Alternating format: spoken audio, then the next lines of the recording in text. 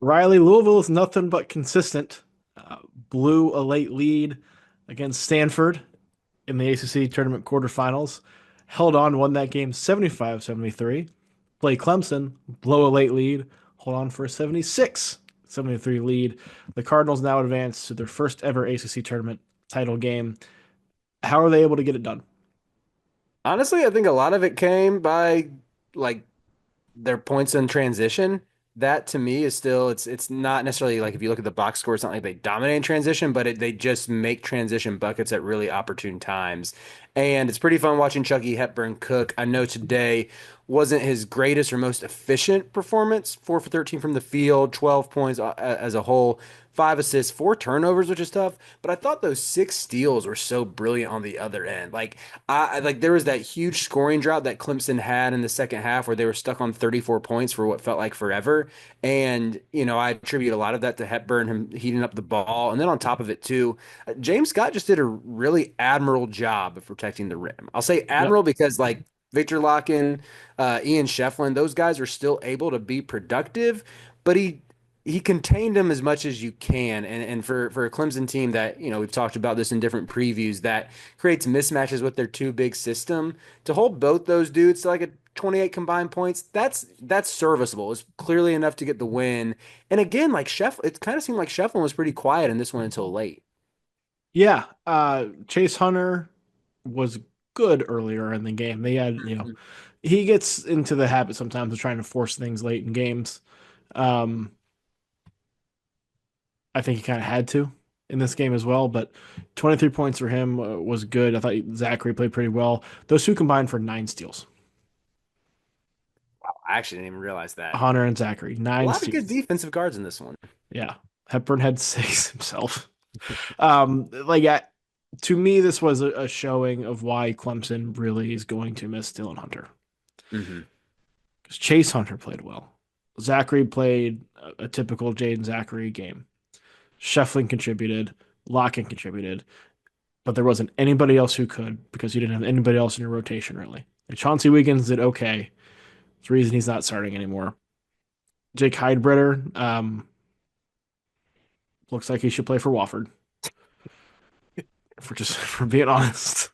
I thought, yeah, I'm with you. He didn't even do what he's supposed to do. It was 1 for 5 for the field, 0 for 3 from three. Yeah, Dell Jones did not look ready for the moment. Chucky like no. had that man in hell. I think I know Dell finished with 3 turnovers. I'm like, were all three of those steals to Chucky? I know I Chucky at think least they had were. one. I think they were. So Like yeah. Hepburn played well. Like the Clemson, the guys who played well, and it was not enough against a Louisville team who has similar depth issues, but probably has one more guy. Terrence Edwards continues to play at a really high level. Hepburn does as well. Javon Hadley, we talked about him having a huge game against Clemson the first time they played. Mhm. Another huge game in this one with 20 and 9. If Louisville just like didn't blow leads late, I think we'd feel a lot more confident in the Cardinals. But they've been playing at a really high level. Mhm. Yeah, it's honestly, man, I'm like, even Noah Waterman, he's getting Yeah. double digits in both these ACC tournament games so far, and he's shooting 5 for 10 from three. I mean, he's still under 30% on the year. Of course, he had the reputation coming in as Mhm. at least a relatively good shooter. That shot 37% at BYU last year. I thought he was massive in this game, and he was like super chippy with Locken too. I think there's a little gamesmanship on his part there, to where yeah, if you if the games were like 37 minutes long, we'd be like, oh yeah, Louisville might run Duke out of the gym tomorrow, a shorthanded Blue Devil squad. But it is pretty concerning to see them give up an 8-0 run the final minute to Stanford yesterday, and they blow a 15-minute lead, or excuse me, a 15-point lead with 3 minutes left tonight. Like I was texting you, Ralph, like ready to start recording. Yeah. We were planning on recording Right. our Duke UNC recap. I was like, okay, by the time we finish Duke UNC, Louisville will have gotten their like 15, 20 point win.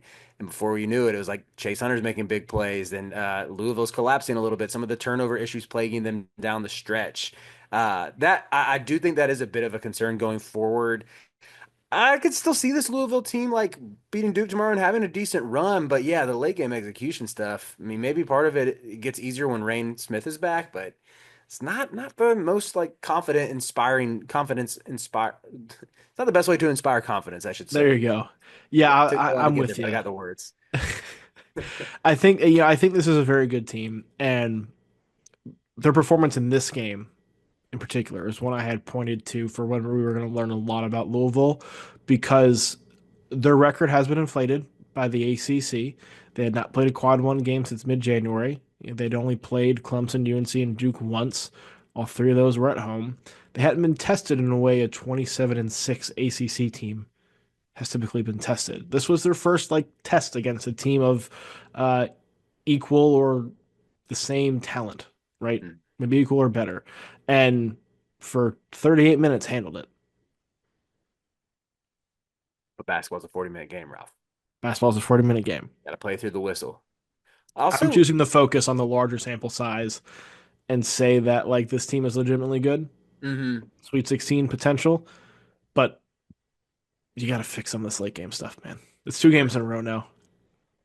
For sure. At least they can hang their hat on like that perimeter trio of Hadley, Edwards, and Hepburn is just so tough to stop when all of them are on. I know Edwards wasn't the most efficient either, but he still has a penchant for making big plays. And I think even more so, even when his shot isn't falling, he's going to give you everything on defense. Yep. And that's just as like he's a high floor player because of what he brings you on that end. But I still love that they have three guys who can go for 20 on any given night. And even on a night like tonight, where you had two of them combined for 41, I mean, that's massive. So, yeah, I'm with you to where like I would say I'm still a believer in this Louisville team. I like them for sure to get Pat Kelsey his first win in the NCAA tournament. Some of these late game concerns, it definitely they might pop up in that round of 32 going into the second weekend if they get there. They end up with like a 5 seed and 12 seed kicks around. You need to be stronger late in games. Nah, I'm not having that. Pat Kelsey's been I am not either. But like just close the game, Louisville. Just close the Pat game. Kelsey's been the 12 seed plenty of times at Winthrop and Charleston and has gotten smoked. He's not going to let that happen when he's finally a five. I believe in my guy Kels.